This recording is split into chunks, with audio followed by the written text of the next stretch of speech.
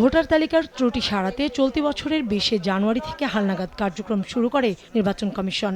বাদ পড়াদের তালিকায় অন্তর্ভুক্ত করতে ও মৃতদের বাদ দিতে বাড়ি বাড়ি গিয়ে তথ্য সংগ্রহ করা হয়।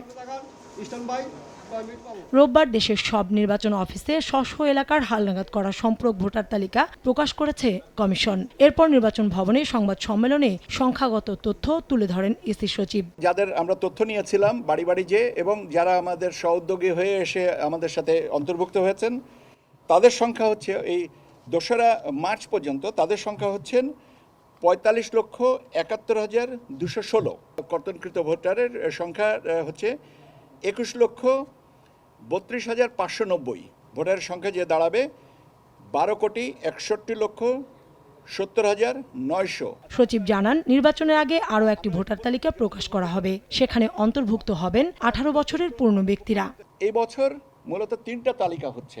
একটা হচ্ছে যে 2রা মার্চ যেটা চূড়ান্ত করা হয়েছে, 31শে অগস্ট পর্যন্ত আজকের বিবেচনায় যেটা চূড়ান্ত হবে এবং 31শে অক্টোবর পর্যন্ত বিবেচনায় নিয়ে যে ভোটার তালিকাটা চূড়ান্ত হবে। 21 আগস্ট পর্যন্ত ত্রুটি বিচ্যুতি সংশোধনে আবেদন জানাতে পারবেন ভোটাররা। 31শে আগস্ট প্রকাশ করা হবে চূড়ান্ত হালনাগাদ তালিকা। কাউসার চৌধুরী কুমু, সময় সংবাদ, ঢাকা।